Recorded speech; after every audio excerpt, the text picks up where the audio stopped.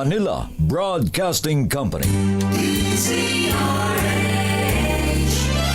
DZRH, member, kapisanan ng mga broadcaster ng Pilipinas. Member KBP, oras! Eksakto, en punto. 6:04. Balitang makatotohanan, balitang maaasahan. ACS Balita. Walang makakaligtas, walang makakalampas. San mang sulok ng kapuluan, Luzon, Visayas hanggang Kamindanawan. Basta't may balita, ipagwagwagan ng sikat na tagapagbalita. ACS Balita. Kasama ang 2x2 tandem Anthony Taberna at Jerry Baha. ACS Balita. Ang programang ito ay hatid sa inyo ng ACS Manufacturing Corporation, ISO certified, maker of world-class quality Pride detergent. Araw ng Friday, January 23, 2026. Narito na po ang ulo ng ating ACS Balita. Kasambahay sa Metro Manila, may 800 pisong dagdag sa kanilang buwan ng sweldo simula sa Pebrero. Crime rate sa Metro Manila bumaba ng 24% ngayong Enero. Negotiation filler sa Ombudsman itinanggi ng abogado ni Zaldico. Dalawang panibagong impeachment na complaint laban kay Pangulong Bongbong Marcos hindi tinanggap ng Office of the House Secretary General. Sumabog na power bank, muntik nang magdulot ng sunog sa Bills and Index Office ng Senado. At Davao City, tinalo ang Maynila bilang most traffic congested city sa Pilipinas ayon sa 2025 TomTom Traffic Index. Magandang umaga Luzon, Visayas, Mindanao. Good morning Philippines! Hello world! Kami po ang inyong mga tagapaghatid balita. Ito po si Anthony Taberna. Ito po si Jerry Baha. At ito ang ACS Balita. sa detalye ng ating mga balita. ACS Good News. Abay, good news nga ito. Tatanggap ng karagdagang 800 pesos ang mga domestic workers o mga kasambahay sa Metro Manila sa unang bahagi ng susunod na buwan. Ito'y matapos aprobahan ng Regional Tripartite Wages and Productivity Board, NCR, ang wage order na nagkakaloob ng wage adjustment. Sa isang advisory, sinabi ng komisyon na ang nasabing hakbang na nagtataas sa buwan ng sahod ng mga kasambahay sa rehiyon o dito sa Metro Manila ay magiging epektibo February 7 o matapos ang 15 araw mula sa publication ng wage order. Dahil dito, Yan. ang sweldo ng mga kasambahay, ayan o, makikita ho ninyo sa Ito. DZRH television, ay yung mula sa 7,000 pesos ay magiging 7,800 pesos na kada buwan. Yun. Eh paano yung sobra na dyan? Bawasan Ibabawasan. natin. Bawasan natin. Gino, Nida. Sobra na kayo, ha? Sobra na pala kayo. Ha? Sabi siguro nila nila Ate Rhea. Yun lang pala sweldo. Yun lang pala sweldo. Balik nyo. Sobra na sa inyo. Sakop po ng salary adjustment ang general house help, stay-in man o leave-out, yaya, cook, gardener, labandera at sino mang regular na gumagawa ng domestic work o sa isang household. Yan. Yay! Alas 6:08 na ng umaga na imbag bigat kada kayo amin na po. Agreeing kayon, gising na. Bumaba ng 24% ang focus crime sa Metro Manila sa unang 20 araw ng 2026. Ito ang ibinida ni NCRPO Director Major General Anthony Aberin. Ayun. Matapos ihambing ang crime statistics mula January 1 hanggang 20 noong 2025 at January 1 to 20, ngayon 2026, na nagpakita ng malaking pagbaba sa ilang major offenses. Kabilang po sa malaki ang ibinabang krimen ay ang mga sumusunod: murder, physical injuries, pagnanakaw, rape at carnapping ng motor vehicles. Sinabi ni General Anthony Abirin na ang pagbaba ng focus crime sa maraming lungsod sa Metro Manila ay nagpapakita hindi sumasalamin Oo. meron din. Nagpapakita na ang kanilang estratehiya ay gumagana. Ay, ano? At sumasalamin. Ayun, mother. Ay, Dr. Jessica D, happy anniversary po sa inyo. Oo, nagpaparamdam si Malu Cabral. At sumasalamin sa layunin nilang tiyakin ang kaligtasan ng publiko sa Metro Manila. 6:10, alas 6:10 ang ating oras. Diyos maray na aga sa Indugabos, mga Bicolano. Mata na kamo, gising na. Itinanggi ng legal counsel ni dating ako Bicol Party List Representative Zaldico ang mga ulat na nagpaparamdam o nagpadala ng feelers ang dating mambabatas para sa posibleng negosasyon sa gobyerno. Sa isang pahayag, nilinaw ni Attorney Roy Rondain na kung mayroon mang lumalabas na balita tungkol sa pakikipag-ugnayan ng kanyang kliyente, ito Ano daw? ay itinuturing na unauthorized Ayun. o walang kapahintulutan. Ayon kay Attorney Rondain, tanging siya lamang ang otorisadong magsalita para kay Ko at wala siyang ginawang ganoong hakbang. Nagsimula ang espekulasyon matapos sabihin ni DILG Secretary John Vic Remulla na may nagsabi umano sa kanyang kapatid si Ombudsman Boying Remulla na handa na ang makipag-usap si Zaldico. Ngayon nilinaw mismo ng kalihim na hindi pa kumpirmado ang nasabing impormasyon. Naharap ang dating kongresista sa kasong graft at malversation kaugnay sa Ghost Flood Control Projects. Engineer Tony Nanggel, 1 minuto na lang, 6:12 na ng umaga. Ibig sabihin, 6:11 na. Hindi tinanggap ng Office of the Secretary General o OSG ang ikatlong impeachment complaint laban kay Pangulong Bongbong Marcos. Gano'n na rin pala ang acronym nun, ano? OSG na rin pala, ano? Office of the Secretary General. Malilito pa tayo dito. OSG, alam natin. Solicitor General yun eh. Ulitin. Hindi tinanggap ng Office of the Secretary General ang ikatlong impeachment complaint laban kay Pangulong Bongbong Marcos. Ito ay dahil nasa abroad si House Secretary General Cheloy Garafil upang tumanggap ng award. So pag wala ang SecGen, walang impeachment.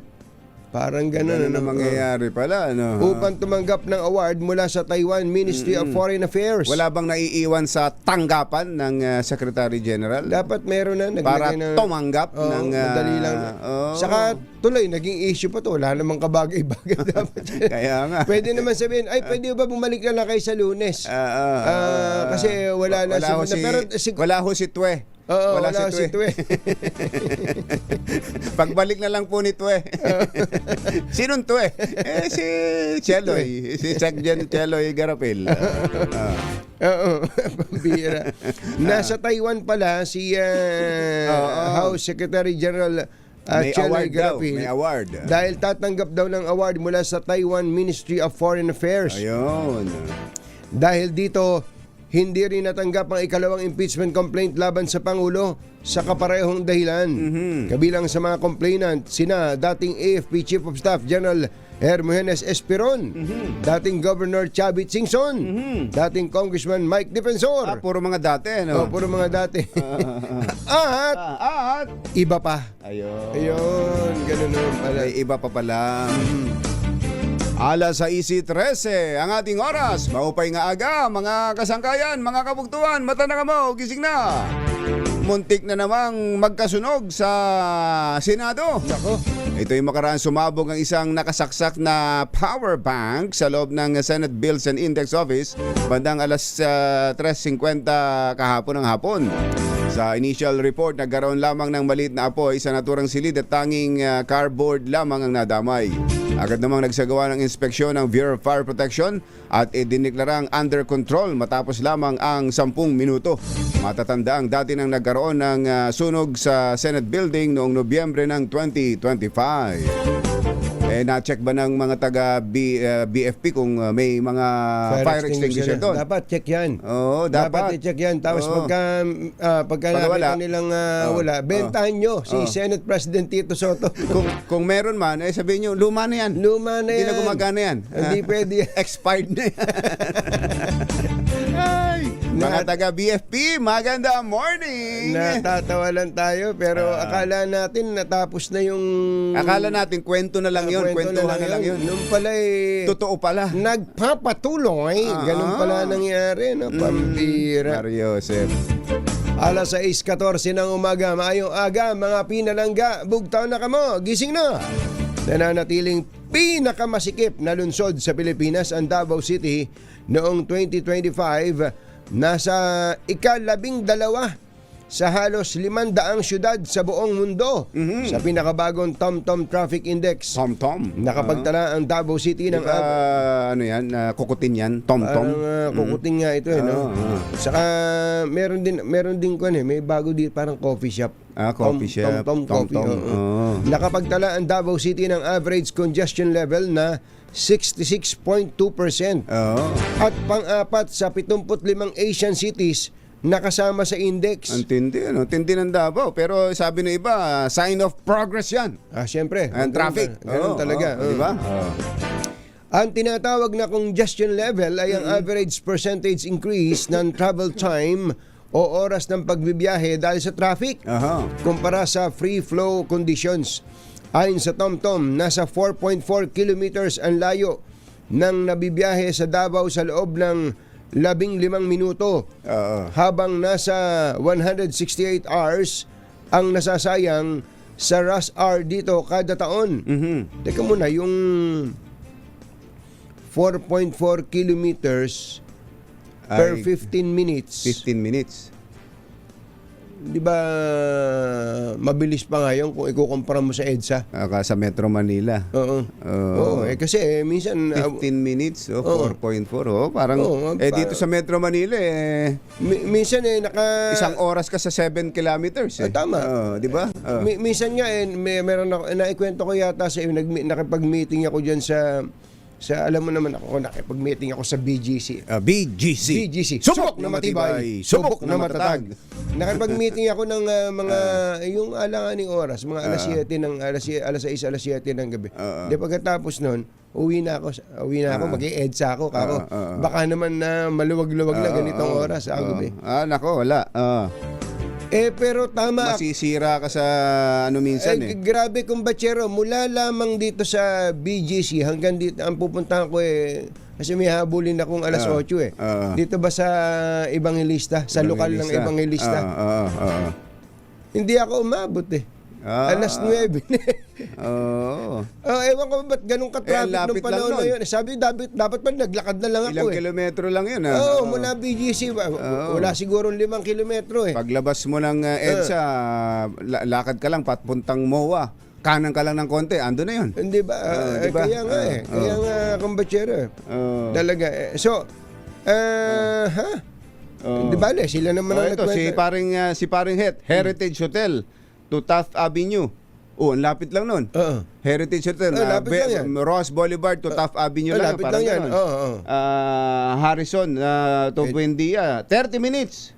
Tinan mo na. Lapit-lapit nun. FB Harrison. May FB Harrison yung sinasabi mo. kilometro lang yun. Yung FB Harrison, yung kanto ng maraming motel. Yun. Doon. Yung ba, pare Het? Doon galing si Het. O, lapit lang pagka nilakad. Kumbaga, mas maigi pa maglakad. Kung EDSA pag-uusapan natin, ha? Talaga. Sa worldwide ranking, Oo. nasa 12th spot ang Davao City. 12. Oo, sa pinakamalala ang traffic sa buong mundo. Worldwide yan, ha? Worldwide. Worldwide. Ah. Oh, ang Maynila ay pang-apat na po. Teka, ano ba to? Metro Manila o lungsod ng Maynila? Metro Palagay Manila ko Metro siguro. Manila yan. Tapos yung sa Davao ay Metro Davao. Metro Davao, yung buong Davao. Kinilala rin po ang Pilipinas bilang most traffic congested country sa Asia. Oo, nako. Ayan. Kaya naman tong ang taguri na to. Oo. Matapos maitala ang congestion rate na 45%, kasunod ng India at Singapore. Ay, ayos naman pala. Kahiliran natin ng Singapore. ayusin nyo. Ayos. Payag na kami. Payag na kami. At Singapore sa 37%. Ibinase ng TomTom ang kanilang datos sa GPS data at real driving speeds. Pero yung Singapore, kaya hindi yung masyadong maramdaman. Ang liit kasi ng Singapore. Maliit lang kasi yun. Kaya ka lang naman, ang totoo nun, kapag ka halimbawa kung batsero, nag-Uber ka, nag-Grab sa Singapore, yung bibiyahihin mo ng 15 minutes sa kotse, pag nilakad mo, mga 10 minutes lang o kaya mas maikli pa. Kasi kaya iikot-ikot ka pa. Umiikot-ikot lang eh. Kaya maglakad ka na lang. Kaya maglakad ka na lang. Kaya ganun ang ating ganun. Kaya kami ni Kumbatsero, ayaw naming lubayan yung aming mungkahi na magkaroon na lang ng elevated walkway dyan sa EDSA. Dyan sa EDSA. Lakad na lang tayo. Maglakad na lang tayo sa EDSA at sa iba pang mga lugar kung pwede ayos para pag basta safe lang. Basta may bubong lang. Basta may Hindi ka bubong. maiinitan, hindi ka maulanan. Ayan, ganun lang. Palagay ko kung batsero Ganun na lang. pagka nagawa natin yun. Yung And late lang din ang Metro Manila. maliit lang. Napakaliit. Pero kung ikukumpara nyo po yung Metro Manila, as in yung buong Metro Manila at buong Davao City, kulangot lang po yung Metro Manila. Ang liit lang po ng Metro. Mas malaki po ang Davao City. Highly congested lang talaga ang populasyon Metro lang ng Manila. Metro Manila ang matindi. Yo. Pero inuulit natin, sign of progress yan. Traffic. Umulad. Sign din ng mismanagement yan. Yun. Sign din ng kakulangan sa gobyerno yan. Ayan, ha. Alas 6:20 ang ating oras. Magandang umaga sa ating mga kababayang nakaramdam din ng sign of progress. Yan. Kayo ba ay nakaramdam din at nagsabing ngayon ay hindi na kayo mahirap? Konting yabang. Ayusin nyo yung kwelyo nyo, di ba? Karaniwan sa atin, pag tinanong, kumusta? Ano ba? Ito medyo Matik yun. Medyo gipit eh. Kahit na gumaganda naman ang sitwasyon. Kahit gumaganda ang Parang buhay. utangan mo ng utangan lagi. Umiiwas lagi eh. Umiiwas sa utangan eh.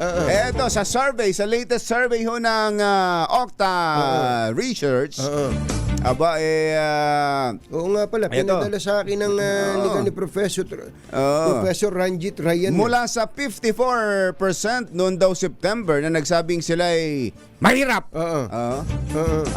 Ngayon daw 37% na lamang nitong December ang nagsabing sila ay mahirap.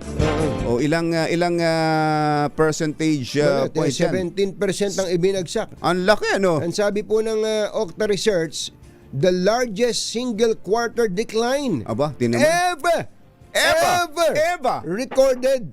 Kasaysayan pala yan ha. Historic pala yan ha. Ito daw, 17% na pagbaba sa mga nagsabing sila'y naghihirap. Ito daw kumbatsero ay katumbas ng 4.5 million families no longer considering themselves poor. Konting yabang. Sana oil. At yun, tama nga pala yung sinabi ko, pinakamabilis daw ho ito at pinakamalaking pagbaba sa kasaysayan ayon sa Okta Yan yung Research. self-rated poverty, kumbatsero ha. Inuulit natin, karaniwan sa atin, pag sinabing, kumusta baboy? Ito medyo, di ba, ganun ang mga Pilipino. Ito, nakakaraos pa rin. Naman, kahit papano. Tapos, tinatakpan-takpan na ganun yung, parang ayaw, matanaw. Nung pala, may bagong bili. May bagong kotse. May bagong badya. Ito, dalawa, meron pa akong batsero ha. food poverty, pagkain. Food poverty fell even faster. Tingnan Yun nyo daw na pong self-rated food poverty Oo. declined by 19 points.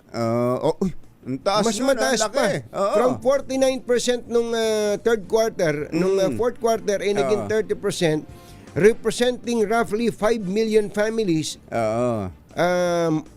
na bumagsak, na nawala sa food poverty. Sinabing sila walang makain. Walang makain. Ganun, kumbatsero. Tingnan nyo na yan. Yan survey ho ng Okta Research. Ang Okta naman, hindi naman gobyerno ho yan. Hindi gobyerno.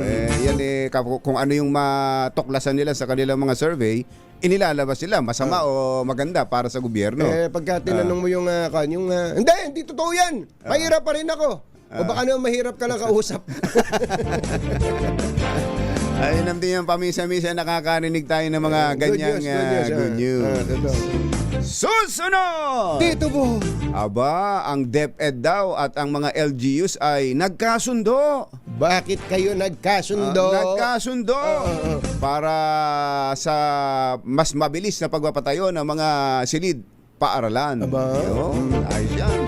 Yan at iba pang mga nagbabagong balita sa pagpapatuloy ng ACS Balita 624. Number 1.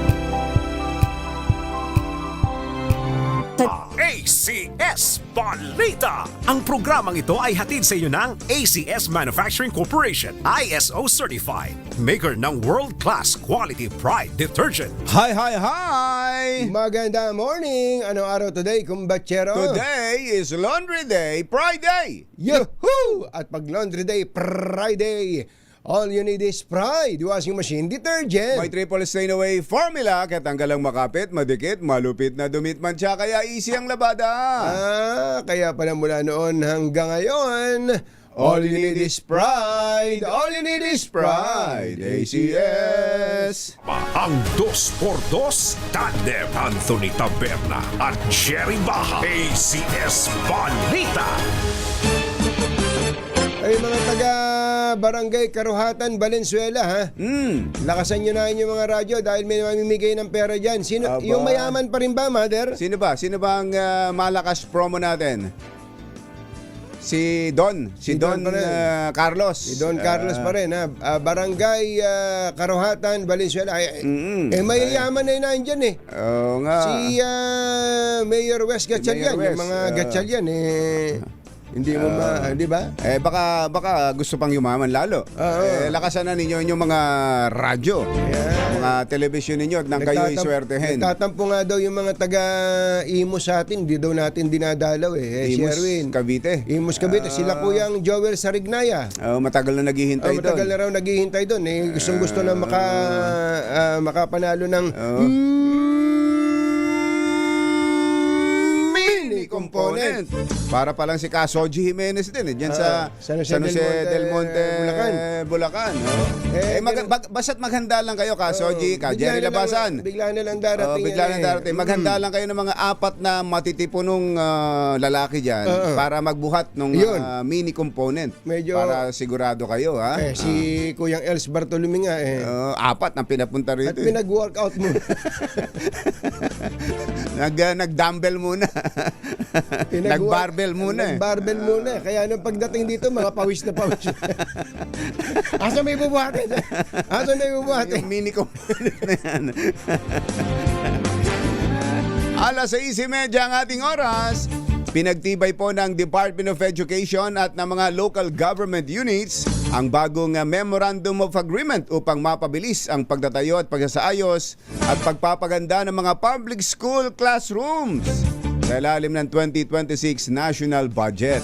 Inaasahang makatutulong ito upang mabawasan ang siksikan sa mga silid-aralan at mapabuti ang kalagayan ng pag-aaral ng mga estudyante at guro.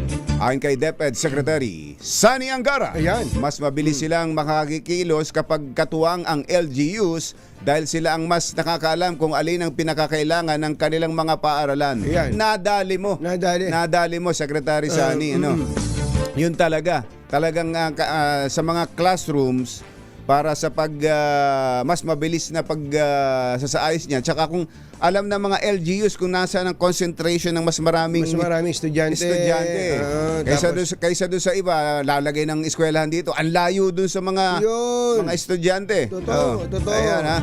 Sinabi ng kalihim ni Secretary Angara na pinapalakas ng MOA ang koordinasyon ng DepEd at LGU sa pagtukoy sa mga prioridad na paaralan, paglalaan ng pondo and resources at pagpapatupad ng mga proyekto na sumusunod sa National Education and Infrastructure Standards habang isinasaalang-alang ang lokal na pangangailangan. Ginawa ng DepEd ang hakbang kasunod ng direktiba ng Pangulong Bongbong Marcos na pabilisin ang paghahatid ng basic education facilities sa bansa. At ang isa pang good news dyan, yung balita nitong mga nakakaraan na tumaas din yung reading proficiency ng mga bata. Narinig nyo ho ba yun? Napahilig na rin magbasa ang mga bata. Salamat naman. Sa panahon ngayon na ang lahat nakatutok sa cellphone, nakatutok sa gadget, meron hong ginawang pag-aaral ang isang Sino na naman yan? mag-aaral ito, nag-aaral. Meron ho isinagawang evaluation sa mga mag-aaral dyan sa Zamboanga Peninsula. Zamboanga Peninsula. Buenos dias, con todos. Mga Chapacano, mata na kamo, gising na. ang tiningnan Sa Zamboanga, marami Ilocano dyan. Marami rin. Ang tiningnan kong batsero, yung reading proficiency na mga mag-aaral mula grade 1 hanggang grade 3. Aba. Yung mga nagsisimulang bumasa at Nung sumulat. araw bababa ang baka. Kaka. Henny penny, stretch, hen. Kasabay na sinasana yung dila. Kaya nga ito sa yung pagtuturo sa kanilang dialekto, tapos sa Filipino, tsaka sa English. Ang laki rin na itinaas daw, kumbatsero. Ano ba yung mga From Chu. From 2%. Chu? Doon pa lang sasabihin. Doon pa lang sumablay na Chu?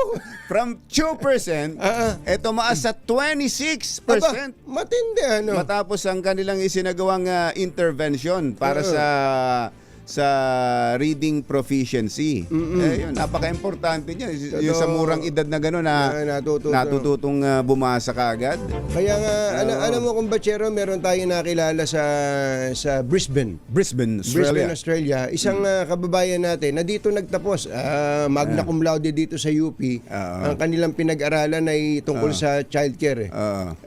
Alam mo kung batsero, yung babae, ito si teacher, ang isa siya sa mga gumagawa, nagbabalangkas ng mga programa ng ngayon ng estado ng Queensland. Oo, sa mga ituturo sa bata. At ang isa doon, kumbatsero, ay awatin ang mga bata sa paggagadget. Ayun, yun talaga.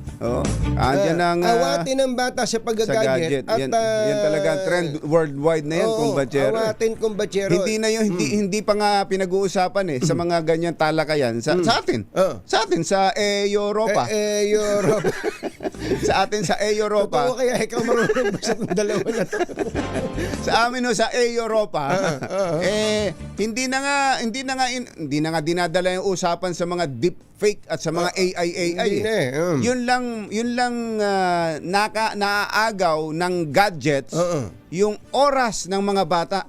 Yung malaking oras na inuubos ng mga bata sa gadgets kaysa sa pagbabasa o kaysa sa pag-aaral, doon lang.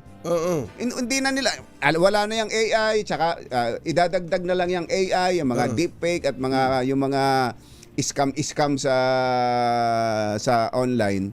Doon pa lang kailangan. Kaya ang direction is 16 hanggang 16 years old. No, hindi pwedeng mag-social media. Hindi mag-social media.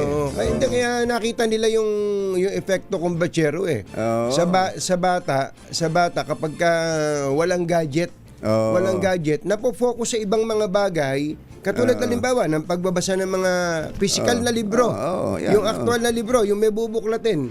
May bubuklatin na libro. Tapos pagka wala nang mabasa na libro, pwede silang magtatakbo doon, maglaro. So gumagalaw ang katawan. Yung palang kumbatsero, napakalaking bagay nun sa isang bata. Sa simula yon, kapag nasanay kasi sa cellphone, tulad ito, may mga bata rito tayo na andyan, Sa simula yan, habang... Kaninong bata? Yung mga bata. Oo. Bata ni Jericho. Sa simula yan, siyempre, dahil matagal na nasanay sa Lulungkot cellphone. yan, lulungkot Malulungkot. yan. Kung ano-ano. Kakagatin yung kuko. O kaya yung buhok, gaganon-ganonin. Ay, naging lukarit. Magiging lukarit muna yan sa mga unang araw siguro. Magiging lukarit. Pero, Makaka-adapt din makaka-adapt yan. Yung mga magulang naman na minsan, maaawa ka agad. Ito na nga. Hindi. Subukan natin, tiisin natin. Oo. Sapagkat makabubuti rin sa kanya. At ito, yung ginagawa nito, si Shane. Si Shane. Kalagwas pala. Shane Kalagwas. Shane. Ate Shane Kalagwas. Alam mo yung kanyang dalawang anak, hindi nagagadget yon. Ang sabi nila sa aking mag-asawa, engineer yung asawa, siya naman guro. Ang sabi niya kung batsero, hanggat hindi talaga kailangan, hindi namin bibigyan ng gadget, hindi nila bibigyan ng access yung bata sa gadget. Hanggat ganon. hindi kailangan. Ayun. Hanggat kailangan kumbatsero, doon na lang bibigay. Yeah. Ganun talaga. Dapat ganun ang direksyon. At sa ang Department of Education, yan ang din ang nagiging focus nila. Yung sa murang edad matutok siguro kalaunan yung coordination ng DICT at ng DepEd kumbatsero tungkol sa mga kabataang nalululong masyado sa gadget. Pero hindi lang po kabataan ang nalululong, pati si nanay. Nanay. At least hindi mo na magugulangan yan. Diba, si Nanay Benny, magugulangan mo pa ba yun? Nanay Benny. Pero nanay, po, yung talagang katabi niyo yung cellphone, yung ilaw na yan, hindi talaga kayo, hindi Hindi makatulog. Paano po kayo makatulog? Tumiilaw yung... Tingin ng tingin. Tumiilaw yung sisilipin. May notification Tapos, yun, browse ng gano'n. Gano'n ng gano'n. Minsan mapapangiti. Tumatawa mag-isa. Minsan mabubuisit. Gano'n. Ay, nako. Karanasan natin. Tama ito si Cyber Tito. That boils down to responsible parenting. Hindi tayong lahat, pati tayong mga matatanda na kailangan din tayo magkaroon ng disiplina sa ating sarili. Naghatid ng kabuuan ng ating ACS Balita. Ito po si Jerry Ito po naman si Anthony Taberna. Kasama ang 2x2 Tandem Anthony Taberna at Jerry Baha. ACS Balita. Balitang Mapawid! 2x2. Walang takot sa paghimay sa masalimuot na isyu ng bayan. 2x2.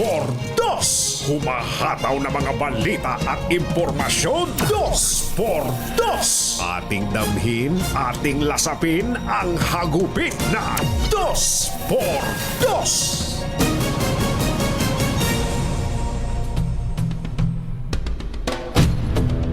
Dalawang magkahiwalay na impeachment complaint ang inihain laban kay Pangulong Bongbong Marcos.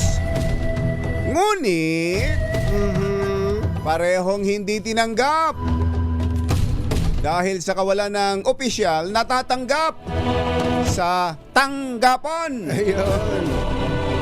Ito ay dahil nasa Taiwan si House Secretary General Cheloy Garafil na ginawaran ng Order of Brilliant Star with the Grand Cardon Tindi ng Ministry of Foreign Affairs ng Taiwan.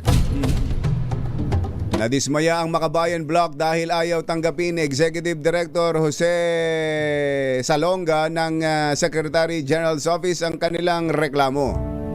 Ang ikatlong impeachment laban kay PBBM ay inihain naman ng mga kilalang kritiko ng Pangulong Marcos at supporters ni dating Pangulong Duterte. Hindi rin ito tinanggap ng Solicitor General's Office. Inakusahan nila ang Pangulong Marcos ng pagtataksil sa tiwala ng publiko kaugnay ng bilyong pisong kickback mula sa mga flood control projects at maanumalyang national budget. Isyu ng bayan. Katotohanan. 2x2.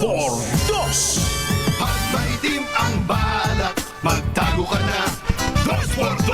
Si Jerry at si Anthony, narito na. 2x2.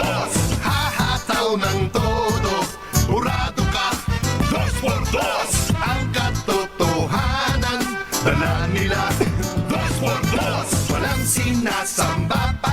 maniwala ka. Dos por dos, hataw ng gusto, tol. Umasa ka. Dos por dos. Dos por dos.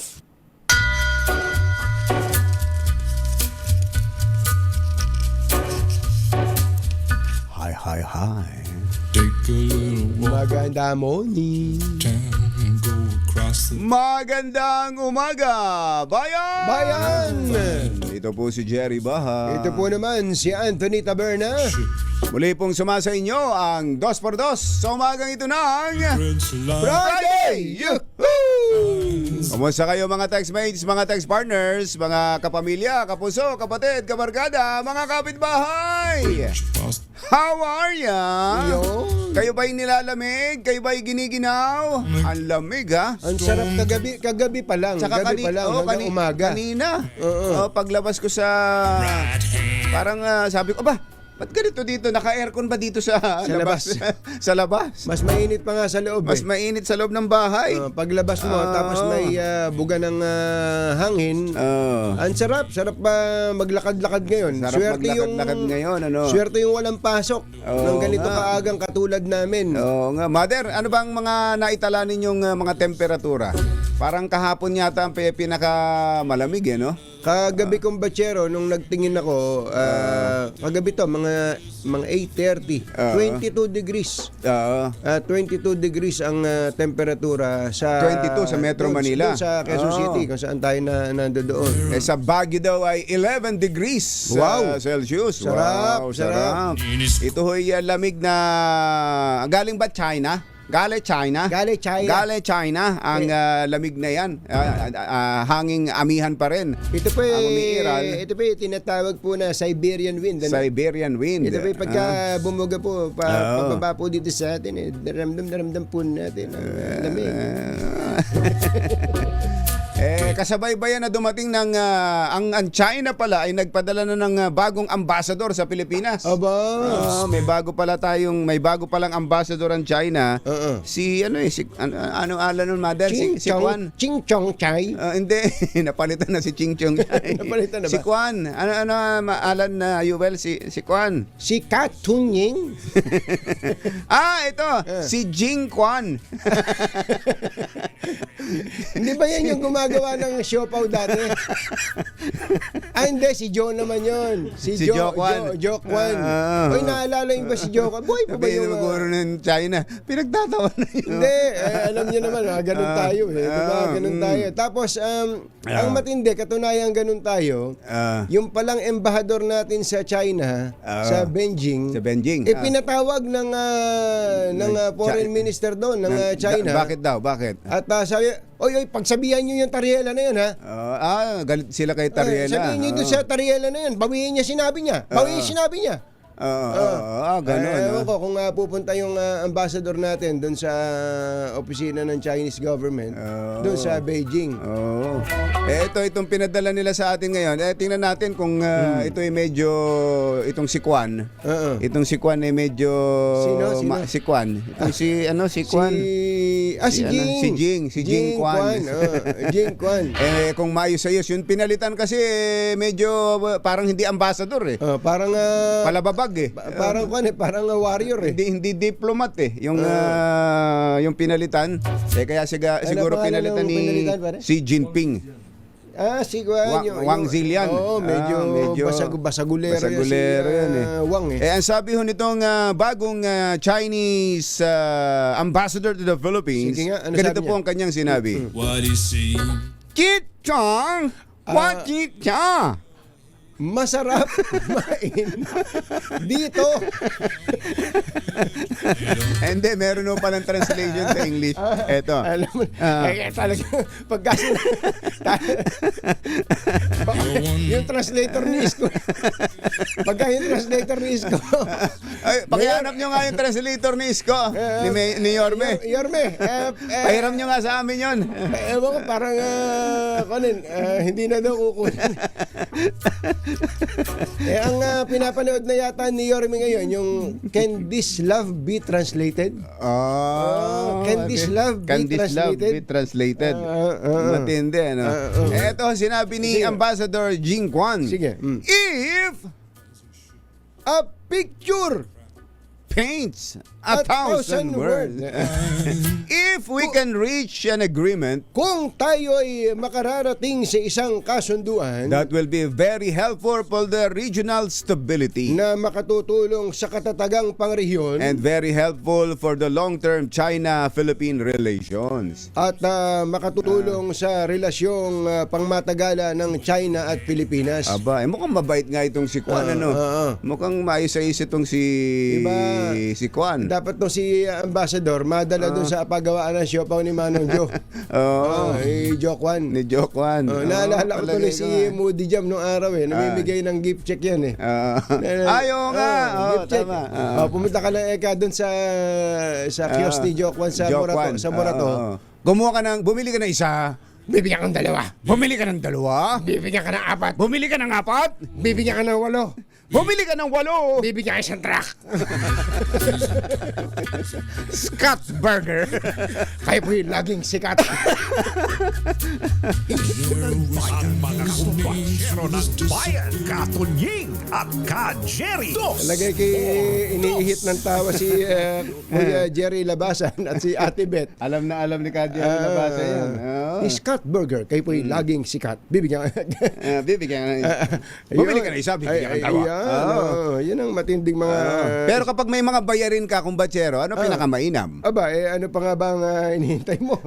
Maghahanap ka ng pambayad. Oo, di ba? Siyempre, kumbaga, lalo ngayon, kapag ka po yung bills, walang katapusan yan Talaga. Ang hirap, yung iba-iba babayaran mo, iba-iba pupuntahan mo, iba-iba due date, kung Talaga. saan ka talaga mapapadpad. Aminin natin, kumbatsero, sayang ang oras, sayang pamasahe, pero ngayon, hindi na kailangan yan. Meralco, current o overdue, pati PLDT, Signal, SSS, PhilHealth, Pag-ibig. Lahat po yan nasa bayad centers, bayad agents, at bayad partners na malapit sa inyo. Inam naman pala, isang lakad, bayad lahat. Oo, tipid na sa pamasahe, tipid pa sa oras. Yan po ang praktikal. Yan ang diretso serbisyong hindi ka na paiikot-ikutin. Oo, kumbatsero. At kung bayad ang pag-uusapan, yan yung dating bayad center, no? Aba, 28 years na pala nating kaagapay sa bayarin ang bayad center. Kaya basta bills payment, piliin mo ang tatak na matagal na. Tatak Bayad. Supervised by the Bangko Sentral ng Pilipinas. Jerry Baja at Anthony Taberna sa 2x2 sa DZRH. Number 1. Champ. Berna sa 2x2 sa DZRH.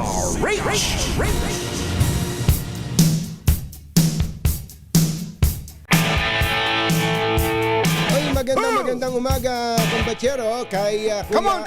Anton Peña. Anton. Ay, Kuya Anton. Kuya Anton Peña, may- Nasaan ba si Kuya Anton ngayon? Sa Manchester. Manchester. Sa Britain North, doon daw ang... Great Britain. Oo, pero uwi sila ngayon. Meron yatang klase sa Lunes. Aba, ganun ba? Welcome back. Sarap daw makinig sa 2x2 ng live dito sa Pilipinas. Sa Pilipinas. Pwede naman live sa UK. Pwede naman. Sa Gran Britanya. Sa Facebook o kaya sa YouTube. Ang sinasabi niya, sana makausap natin ng DICT. Ang sinasabi niya, Kaya dapat nga, din daw mag-ingat ang mga matatanda na nakatutok sa gadget dahil sila yung madaling nai-scam lalo na sa nai-scam. UK at saka sa US. Totoo yan. Ang dami daw pong matatanda na nai-scam, madaling mapaniwala. Ingat-ingat dyan. Magandang umaga rin kay Kuyang Israel Flores. Aba, Lagi ring nakatutok.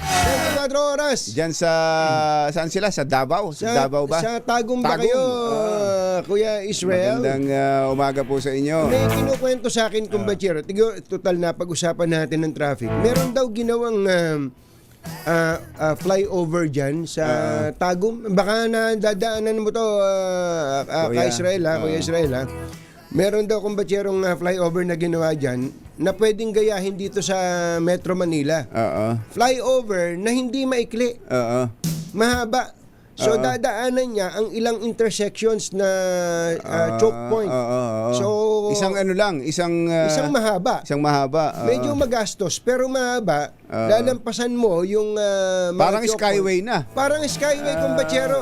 Kung di ako nagkakamali, mga 3 to 4 kilometers yata yung isang mahaba. flyover. Hindi katulad nung ginagawa natin skyway flyover dito. Kaakit mo pa lang, pababa ka na. Pababa ka na, kumbachero. Kaya wala din saysay. Nilagpasan lang yung kanto, yung intersection. At saka ang daming ganyan dito sa atin. Nung nakita ko yung video, lumindol sa Davao, kumbachero nakita ko yung video, gumaganon yung sumasayaw yung flyover, pero yung pala talaga disenyo niya. Sumayaw. Katunayan Anong na sayaw niya? napakatibay na parang mga Sway. flyover sa Never know how much I love you. Never know how much I care. Magandang umaga rin kay Public Works Secretary Vince Dizon. Secretary Vince. Mukhang ang ginagawa nila kumbatsero ngayon ay binibigyan nila ng break yung ibang mga magagaling na district engineer. Ay, tama. At yun ang ginawa nilang RD. Halimbawa sa Region 3, ang in-appoint po niya, kahapon lang to pinirmahan. Kapalit ni RD Dong Tolentino. Ay isang district engineer na ngayon po ay OIC Regional Director, si Engineer Arnold Ocampo. Ayan. Magaling daw Ay, po itong si pagbutihin ninyo. engineer. Yung mga bagong inilalagay dyan, Na hindi regional naman director, pwedeng, hindi naman habang panahon ititigil ang mga pagawaing bayan. Kailangan ituloy-tuloy yan. Kailangan lang mabago. Totoo. Kailangan lang malinis. Congratulations sa OIC RD Engineer Arnold Ocampo. Ayan, Congratulations and good luck. Good luck. Good Pagbutihan ninyo, nakatutok ang mata ng bayan sa mga bagong talagang official ngayon ng DPWA. Ay, doon naman sa mga excited sa kalagayan ng Pangulong Bongbong Marcos dahil nabalita ang isinugod daw sa ospital. Sabi daw ng Pangulo, don't be too excited. It's not a life-threatening condition. Ang Pangulo daw ay, sabi ng Pangulo, I'm fine, I'm feeling very different from the way I was feeling before. The problem has been fixed. So may problema. Ito, pakinggan nga natin ang sinabi ng Pangulo. Sige, Mr. President, come in. President. What happened was I now have diverticulitis. It's a common complaint amongst apparently people who are heavily stressed and people who are, I have to admit, growing old. Overwork kayo, sir eh. Di ba sinabi ng doktor na hinay-hinay muna? No? Well, yeah, of course, lagi naman sinasabi ng doktor sa akin yun. Pero paano mo naman gagawin yun? Ang daming trabaho. So, sir, ano mensahe niyo doon sa mga taong nais na kayo mawala sa pwesto? Okay, okay muna masyado ma-excited dahil it's not a life-threatening condition. So, sir, wala kaming dapat ipag-alala? Wala, huwag kayo mag-alala. The rumors of my death are highly exaggerated. Ayun. Yan ang Pangulo sa panayam ng isang reporter. Reporter. Si Auntie Claire. Auntie Claire. Ano daw? Diverticulitis. Hindi, ano ba, parang kuliti lang ba yun? Parang ba yun? Diverkulite? Hindi. Kuliti. Narinig ko kuliti Diverticulitis. Ito daw, sakit na to ay prevalent amongst old people. Amongst old people. Kaya, ano sabi niya? Don't get too excited. Very common, especially with age. Ayun. Ilang taon na ba ang presidente, Kumbachero? 60, may 70 na ba Pangulo? Wala pa yata. Baka mag-70 na, no? Oo. Ilang taon na, Mother, UN? tingnan mo nga yung edar ng Pangulo. At kahapon din pala, marami siyang bisita eh. Diverticulitis is a condition where small pouches called diverticular form the wall of the large intestine get inflamed or infected. Sa bituka pala. Bituka. Sa tiyan. Diverticula. Small pouches. Where small pouches that form in the wall of the large intestine get inflamed or infected. Ayun. So sa tiyan, common symptoms, lower left side of the abdomen. Meron daw pain. Ayun, meron palang ganon. May maramdamang sakit. Fever, nausea or vomiting, bloating. Ayan, bloating. Constipation or diarrhea. Constipation. At meron ding posibleng diarrhea.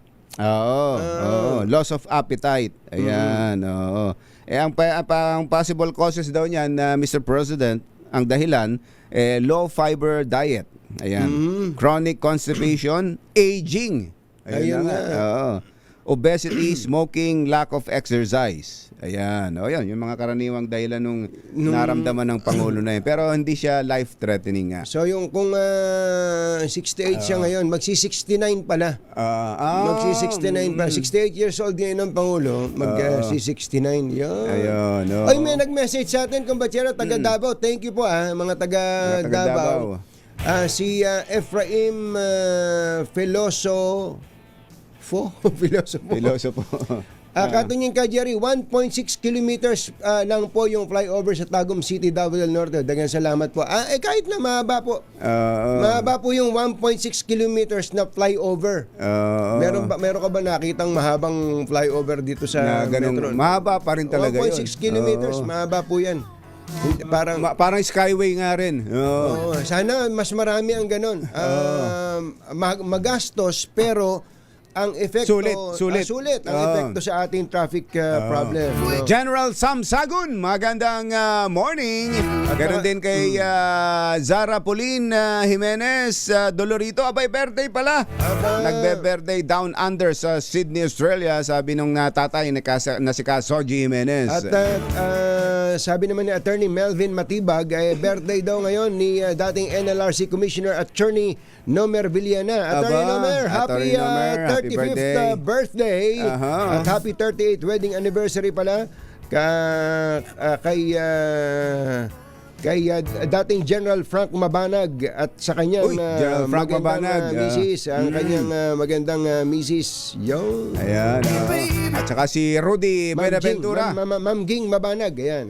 Si Rudy Benaventura na nakikitawa habang nakikinig. Samantala, dagdag bawas sa presyo ng mga produktong petrolyo, namumuro daw next week. Yan. RH15 Giselle Ricafort. Coming, Giselle! Jerry, Katunying, nakaamba ang dagdag bawas sa presyo ng mga produktong petrolyo sa susunod na linggo ayon kay Assistant Director Rodela Romero ng DOE Oil Industry Management Bureau. Posible na tumaas ng humigit kumulang 80 sentimo ang kada litro ng diesel, habang humigit kumulang 45 sentimo sa kada litro naman ng kerosene. Ang gasolina naman maaari ang humigit kumulang 5 sentimo na bawas presyo o rollback. Kabilang sa mga binanggit na dahilan ni Romero ang trade tension sa pagitan ng Amerika at ng European Union. Gayon din yung optimismo sa demand ng China matapos ang mas mataas kaysa inaasahan na GDP dito at mas malakas na outlook para sa kanilang crude consumption. Hindi pa kasama sa pagtaya, sabi ni Romero, ang operating cost ng mga oil company at iba pang kaugnay na mga premium. Ito si Giselle Ricafort para sa DZRH una sa Pilipinas, una sa Pilipino. Thank you, Giselle! Balitang bagong-bago. Balitang dapat alam mo. Balitang magdadagdag ng talino. Dahil bagong impormasyon, makibalita. Unang-una sa DZRH. Pangunahing balita. Kasama ang 2x2 tandem nina Anthony Taberna at Jerry Baha.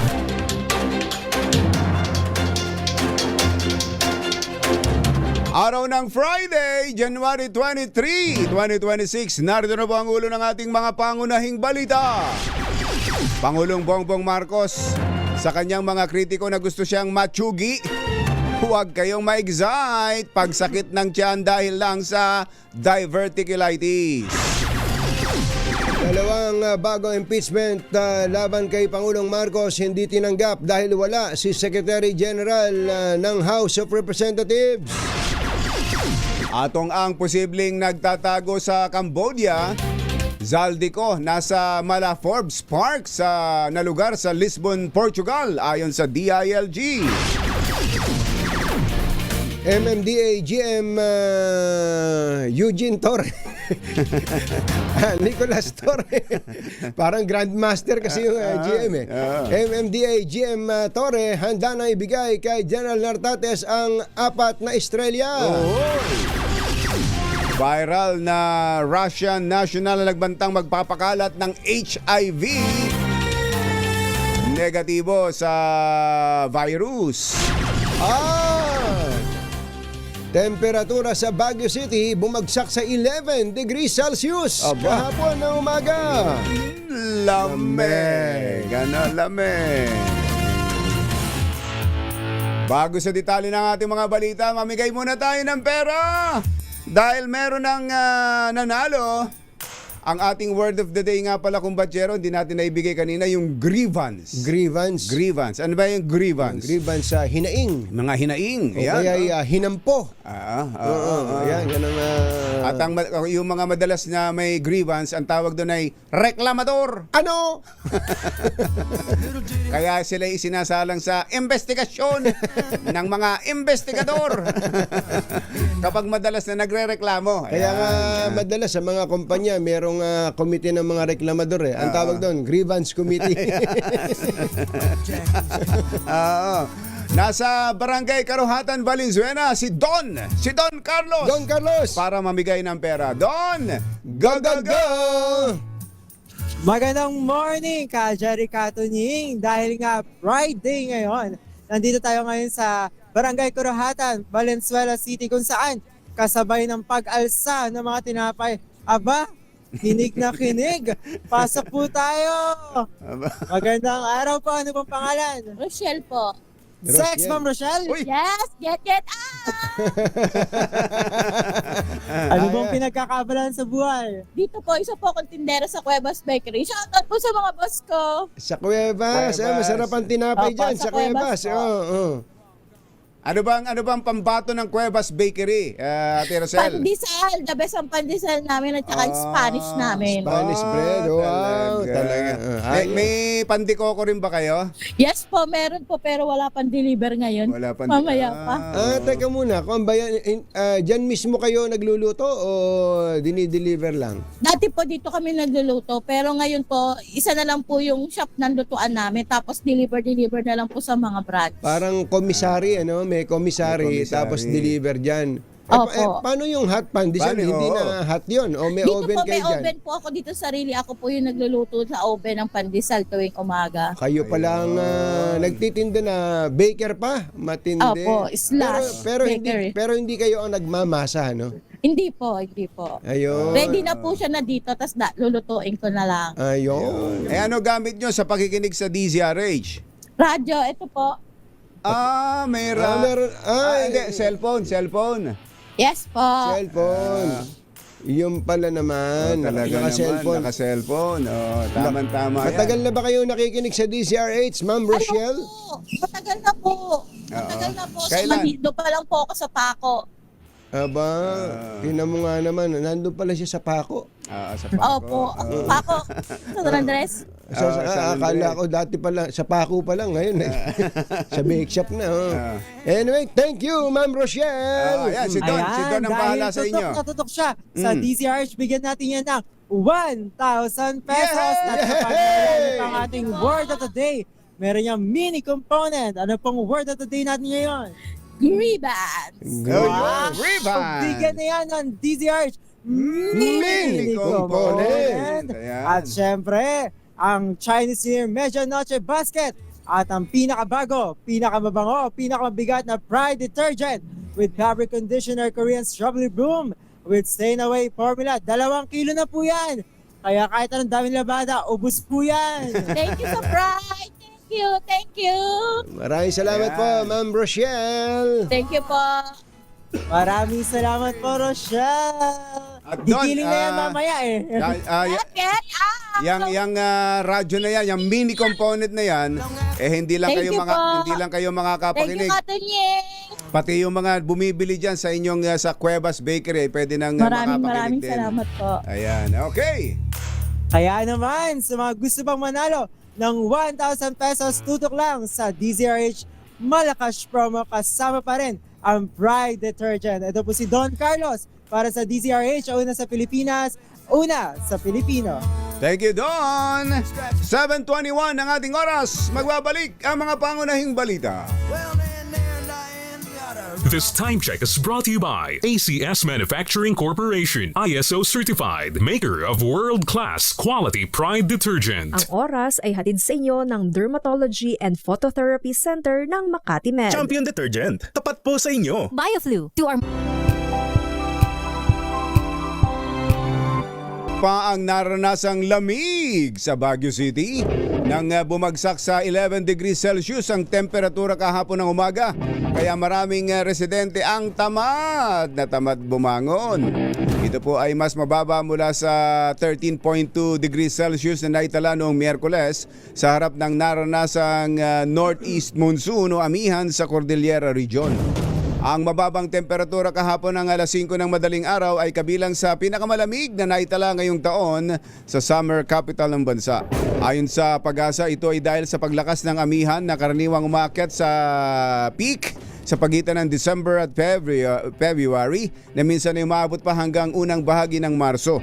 Ang pinakamababang temperatura na naitala ng Pag-asa sa Baguio ay 6.3 degrees Celsius noong December 18, 1961. Batang-bata pa si mother nun. Nagnegatibo sa HIV test ang Russian vlogger na inaresto dahil sa kanyang video na nagbabantang magkakalat siya ng HIV habang nasa Pilipinas. Ayon kay DILG Secretary John Vic Remulla, negatibo sa naturang sakit ang dayuhang vlogger na si Nikita Shekhov. At nais lamang itong mapukaw ang atensyon ng publiko sa pamamagitan ng kanyang online content. Gayunman, iginiit ng kalihim na nagdulot ito ng matinding takot at alarma sa publiko. Babala ni Remulla ang mga kaso ni na Shekhov at ng ipinadeport na Russian vlogger ay malinaw na babala sa mga dayuhan na mambabastos ng mga Pilipino. Parehong Russian yan.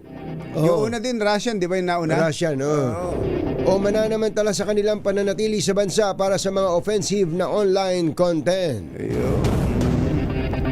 Sa ibang balita, maluwag sa kalooban ni dating PNP Chief Nicolas Torre ang paglipat ng kanyang 4-star rank kay acting PNP Chief Lieutenant General Jose Melencio Nartates Jr.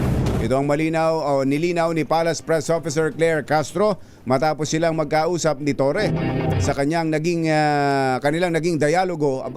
Si Palace Press Officer pa pala naging taga-negotiator, naging negotiator.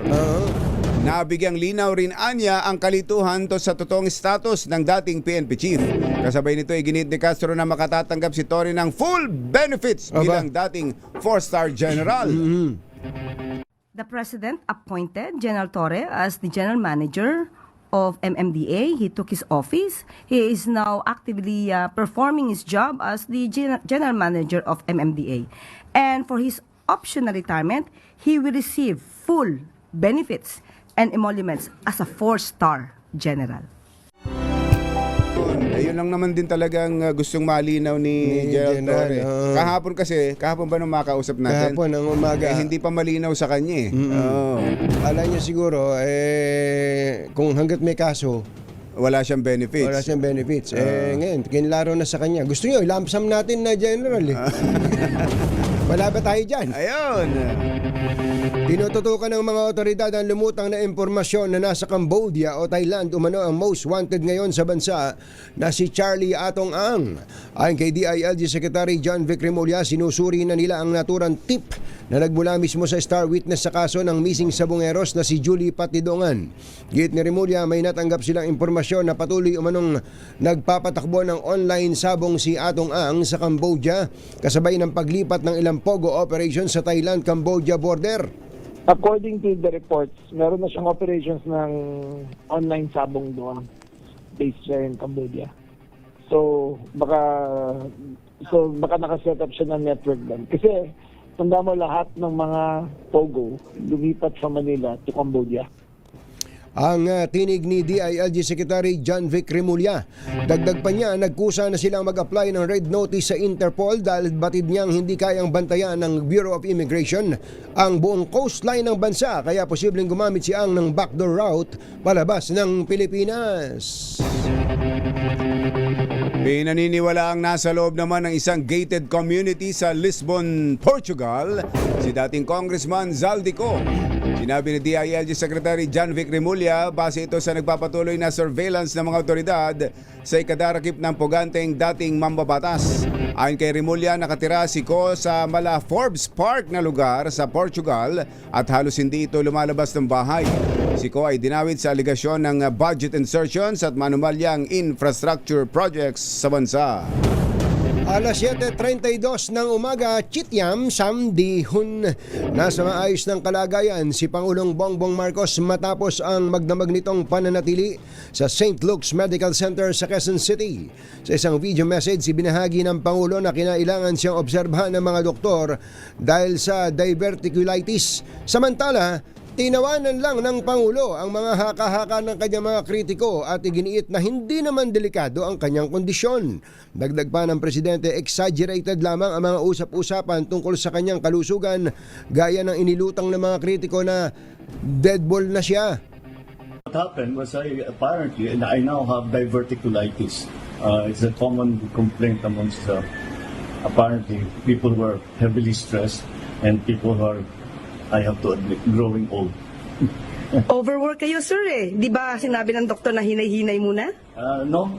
Well, yeah, of course, lagi naman sinasabi ng doktor sa akin yun. Pero paano mo naman gagawin yun? Ang daming trabaho. So, sir, ano mensahe niyo doon sa mga taong nais na kayo mawala sa pwesto? Okay muna masyadong ma-excited dahil it's not a life-threatening condition. So, sir, wala kaming dapat ipag-alala? Wala. Huwag kayo mag-alala. The rumors of my death are highly exaggerated. Si Pangulong Bongbong Marcos, dinalaw din pala ang Pangulo kahapon at mukhang nakipag-meeting na kagad doon sa bahay ng Pangulo. Ayan o, katakot-takot din pala. Ayun pala eh. Ayan o, sino to? Si Governor Rodito Albano. Dinalan mo ba ng President's Speech? Dapat para makarecover kagad. Oo. Kasama niya si Speaker Boji D, si Majo, nandiyan din. At iba pang... At marami pang iba. Marami pang iba. Yeah.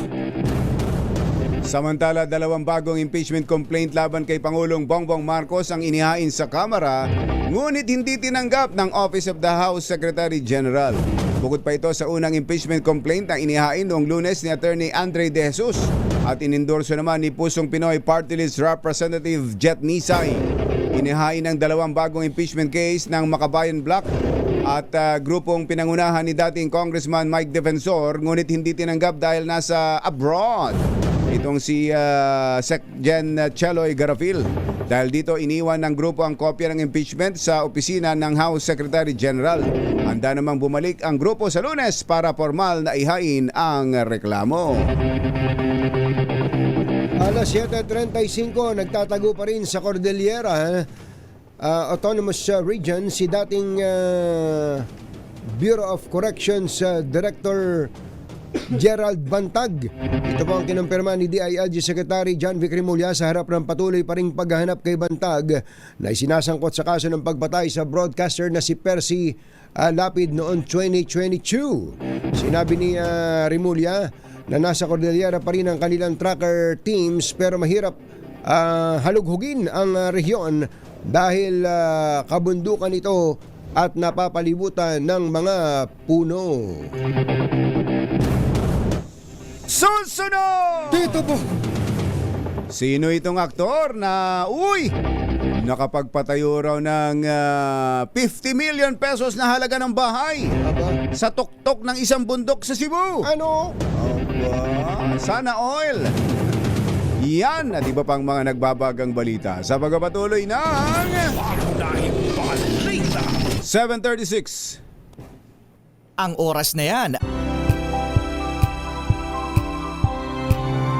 ng Philippine Amusement and Gaming Corporation sa pagtitipon ng mga global industry leader sa ICE Barcelona sa Spain ang kahalagahan ng mahigpit at epektibong pagpapatupad ng regulasyon upang mapanatili ang paglago ng online gaming sector. Sinabi po ni PAGCOR Chairman Altenco na dahil sa mabilis na paglawak ng digital gaming, nagbago ang takbo ng industriya at lumitaw ang mga kakulangan sa umiiral na regulasyon. Yun. The greatest threat to both regulators and license operators is not higher standards, sinabi ni Tenco. Ano daw? Sa harap ng mga international regulators, policymakers at industry stakeholders, it is, pansinin ninyo, it is the continued presence of illegal and unregulated actors that undermines trust and distorts competition. Kaya binanggit po ni Chairman ang isinasagawang regulatory reset ng Pilipinas bilang tugon sa mga umuusbong na panganib ng industriya gaya ng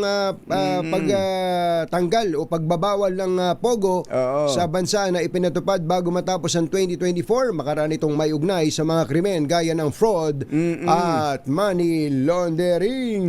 Pangunahing balita! Oy, sa mga nagkakaedad dyan pero gusto pa rin yung medyo nakabantay pa rin sa kanilang timbang. Di ba, kumpatsero? Maraming ganyan. Talaga, napakaraming ganyan. Hindi lang dahil sa kagandahan, kapugian o kaya yung bang physical, yung panlabas na kaanyuan appearance, ng pinag-uusapan, kundi kalusugan mismo ang nakataya dyan. Tama ka dyan, kumbatsero, kasi kapag sobra sa timbang, tumataas ang risk ng diabetes, heart disease at kahit arthritis. Pag nagkasakit ka, apektado rin ang pamilya. Kaya ngayon pa lang ay simulan na po natin ang proactive health management, maglaan ng oras sa exercise at piliin ang tamang nutrisyon tulad ng N+ Gold. Ito pong N+ Gold ay isang nutritionally balanced meal alternative. May 230 calories lang bawat baso pero puno ng protina, healthy fats at vitamins and minerals na kailangan ng katawan. Kaya kung may senior kang magulang o kaya ikaw mismo gustong kontrolin ng timbang, abay, ang gawin may magtimpla na ng N+ Gold. Isang simpleng paraan para alagaan ang kalusugan. Yan po ang tunay na tanda ng pagmamahal. Ipakita ang tanda ng inyong pagmamahal with N+ Gold. Available sa Mercury Drugstores at iba pang leading drugstores nationwide. Pangunahing balita sa showbiz. Magandang dilag. Puso ko yung Magandang morning kay Ninong Dong Tolentino. Ay, Kuya Ninong Aris Dong. Ramos. Wala ba tayo dyan? Kumusta ba yung mga chicharon dyan sa Santa Maria, Bulacan? Engineer John Paulo Tan. Ay, wag niyong masyadong binibigyan si Kong Ador Plato at baka tumaas naman ang presyon. Kong Ador, Ma'am Girlie, magandang morning. Ay, Ninong. Ninong. Colonel General James Brillantes, magandang morning. Magandang morning din kay Kuyang RV. Kuya RV Victorino, ay nakita mo ba yung tinapa? Nagpadala sa'yo ng tinapa si sa Engineer kanila RV baling Victorino, sa kanila ba galing? Ng Bataan. Tingnan mo nga naman, Siyempre, at RJ, Kuyang RJ Panaligan ng Nueva Ecija, magandang morning. Edniel Parosa, Birthday mo pala. Birthday leave ba? Naka-birthday leave pala si Edniel. May ganun pala tayo. Meron pala tayong ganun. Hindi namin leave. alam. Mother, ba't di mo sinasabi sa amin? So pwede pa ako maningil. Maniningil nga ako dahil nag-birthday ako Hindi ba nag-birthday ka ng July? Kaya nga hindi naman ako umalis. Maningil tayo. Edniel Parosa, happy birthday. At siyempre, yung belated happy birthday kay Boss Jomay Paroco. Ayan, Boss Jomay. Boss Jomay, wala ba tayong libreng commercial dyan? Commercial na libre. Ay, kita mo naman, ganda ng ngiti. Kuya Chito Paz, magandang morning. Sino ba itong aktor na ito? Napakaswerte naman. At saan kaya galing? Sa 50 million pesos na halaga ng bahay. What? Mansion na ito, ano? Ay, pinaghirapan naman siguro. Siguro naman. Sa tuktok ng isang bundok. Hindi ba bawal yan? Yan sa Cebu. Ihatid sa atin ang ating showbiz legend, Morley Alinio. Magandang morning! Yes! magandang morning Luzon, Visayas at Mindanao. Good morning Katumying at Jerry. Ang bongga naman ng aktor na ito mukhang Bongga nga. magagamit na naman. Ito yung twist dito. Mukhang magagamit na naman yung bahay na ipinatayo niya sa isang tuktok ng bundok na worth 50 million pesos. Wow. Yung pagkakagawa ng bahay ay hindi naman malamansyon. Kung hindi, malaki ang espasyo pero medyo may kaliitan ng bahay. Maliit ang bahay. Magkaganda-ganda. Nasa tuktok ito. Materiales puertes siguro kaya ganun kamahal. Oo, tapos yung kanyang... Gaano kalaki, Tita Marley? Malaki. Yung property, yung lupa. Yung lupa. Malaking property. Kasi kung ngayon kapag ganun ka nasa taas pa, ang hirap kayang magdala ng materialis dyan kung nasa bundok. Pero kung hindi naman, naliliitan, si Morley, naliliitan. So hindi siya ganun kalakihan para kay Mama Morley. Hindi lang elegant siguro yung finish na yan. Hindi lang elegant, napaka-elegant. Baka ang mga gamit dyan galing sa Italia. Baka.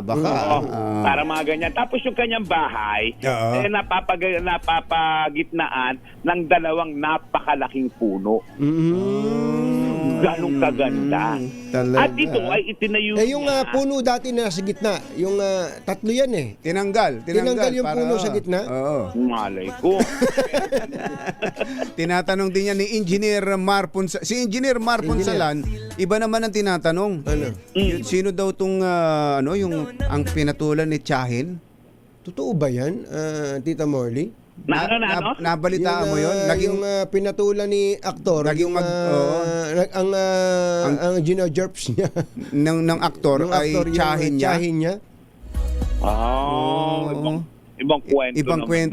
Ibang kwento nga. Pinaalala lang sa akin itong si Engineer Mar Punsalan eh. Kala ko ang nagpaalala sa'yo si Elisa Ludar. Ito na ngayon. Yan. Yung twist. Mukhang magagamit na naman yung bahay. Dahil si aktor, ang dati niyang jowa. Na taga Cebu din? Taga Cebu din. Parang alam ko na. Kuya Boy Fabian. Parang alam ko na. Tapos, kamakailan lang, ang sweet nila, ang kanilang drama, magkasama sila sa isang park. Baka naman may anak sila. Meron. Ano ka ba? Ano ba? Baka ang tawag dyan, partner, ang tawag dyan, co-parenting. Co-parenting. Ganun lang naman yun. Baka naman co-parenting lang yan. Maliban na lang kung talagang magkakabalikan pa ba? Yun, dapat talaga angkor na lang kayo. Huwag nang kumanta. Ingat! Hi, hello kay Mami Sherry Ramirez. Hi, Mami Sherry. Oy, Ate Gigi Imperio, Kuya Obet, ito ay madali lang hulaan dahil ingat, ayun, ingat. Kaselo lagmay. Mami, at syempre, hi kay Engineer John Mercado. John Mercado. John Mercado. Kay John, tama. Yan ang ating busy. Yun na napatama na lang ako. Bagong gising. Yan ang ating DZRH Showbiz Status News. Ako po ang iyong RH47. Morley Alinyo para sa DZRH. Una sa Pilipinas, una sa Pilipinas. Pero yung kung tama yung hula natin na kumbatsero, itong aktor na to. Kuyang Els Bartolome. Kung talaga to, paldo to. Marami, nung araw pa lang, nung nakakabidahan ko pa lang doon nung araw sa ABS. Tsaka medyo maingat, maayos din pag humawak ng pera. Magaling daw to. Magaling ang kanyang financial management. Hindi bulastog, hindi gastador. Ayos. Kabayan. Ingat. Wala ba tayong gamot pang tarangkaso dyan? Hindi pa natin nahulaan. Ewan ko na lang Kuya Romel City, nahulaan Kuya Romel City. Jomel Gonzaga. Baka may mga kailangan na kayong ayusin sa inyong mga bahay ho, tulad ng bubong. Buti na lang, may bubong na maasahan. Gawa sa state-of-the-art technology. May aluminum na. May pintura pa. Now available na rin sa pre-painted tiles pan. Para sa eleganteng bubong na matibay na makulay pa, mag-Cherry Loom pre-painted ka na! Ang best-selling 7-seater SUV ng Cherry Auto Philippines, ito pong all-new Tigo REV Luxury Edition SUV ay nakapagtala ng best-in-class fuel efficiency rating na 84.28 kilometers per liter gasoline equivalent. Matapos ang fuel eco run ay sinagawa ng Department of Energy noong 2025. Tingnan mo naman yan, Kuyang Romel Sitin, ha? Batay sa resulta po ng pagsusuri ng DOE, nanguna ang Tigo REV LE sa mga sasakyang sinuri sa mga kategoryang plug-in hybrid, hybrid, diesel at gasoline. Ang Tigo REV LE ay may 1.5 liter turbocharged engine at may pinagsamang electric at hybrid driving range na hanggang 1,400 kilometers sa isang naman. full tank at charge. Meron din itong iba't ibang safety and driver assistance features, kabilang ng advanced driver assistance system, adaptive cruise control at 540 degrees camera system. Sa halagang 1,528,000 pesos ay maaari ka nang makabili ng matipid at reliable na 7-seater SUV, ang Cherry Tigo REV LE. Kaya Kuyang Joel Sarignaya, mag-upgrade ka na. Talaga.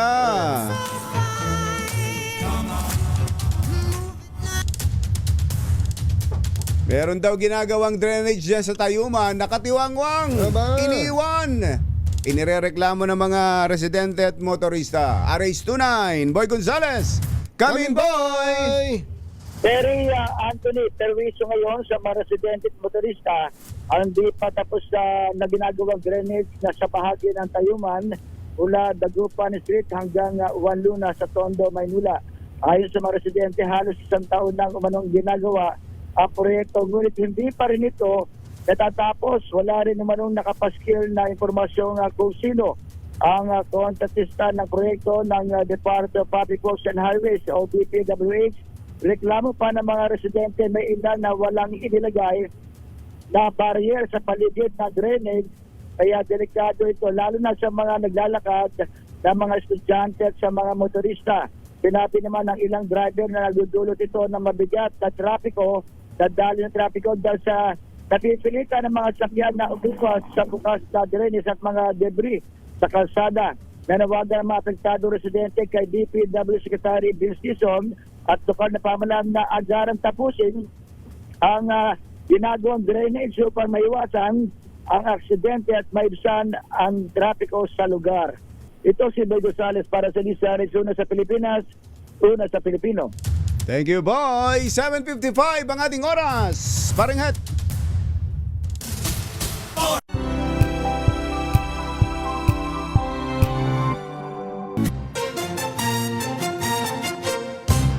Katonying at Ka-Jerry, Anthony Taberna, Jerry Baha, ang samahang pinatibay na ng panahon. 2x2. 2x2. Ay, Ma'am Sheila Marie Ilagan. Si Ma'am Sheila Marie Ilagan pala ay birthday ngayon. Siya may bahay, ang Commander-in-Chief ni retired Police Major General William Ilagan na ngayon ay nandiyan sa San Miguel Security Council kasama ni General Charles Calima at saka ni Gerald James Brillante. Magandang morning din kay RSA, Ninong RSA. Ay, Ninong RSA. Magandang morning. Kumusta na ba yung airport dyan sa Bulacan? Mukhang full blast na daw. Magbabakbakan na raw ngayon para in 2 years magamit na. Matindi.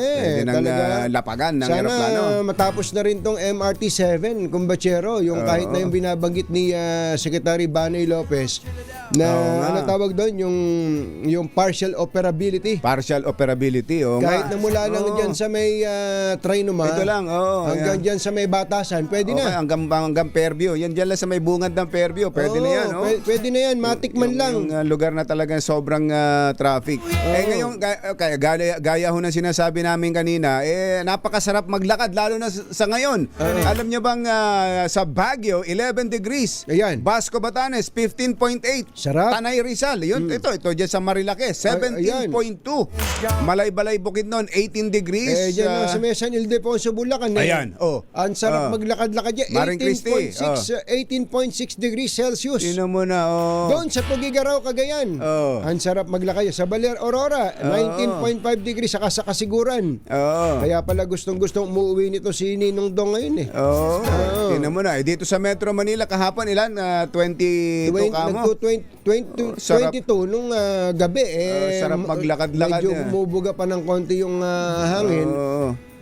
Sarap may kayakap dyan. Kausapin na nga natin si RSA para itayo na yung elevated walkway sa EDSA. Para maglakad na lang tayo dyan. Baka pwedeng ikaw na lang. Pero baka RSA, yun namang mga negosyante natin, baka gusto nyong medyo bad news naman ng konti. Sinabi po ni ka-message ko lang ngayon si BIR Commissioner Charlie Mendoza na mukhang ibabalik na yung LOA. Nako po, ayan na. Yung letter of authority. Pero mas refined daw po ito. Hindi daw po pwedeng abusuhin ng mga dating mga loko-loko dyan sa BIR. May body cam na ba? Lagyan na natin ng body cam yan. Mas maganda, lagyan ng body cam yung mga examiner. Yung mga inspector ninyo. Ayan, para magkaintindihan. Huwag yung bubuting-tingin ha. Baka buting-tingin nyo yung body cam. Ayan. Body cam. Yan. Shake. Body cam. Bye! Happy weekend! Woo! Damdaming bayan! Susunod na! Ang oras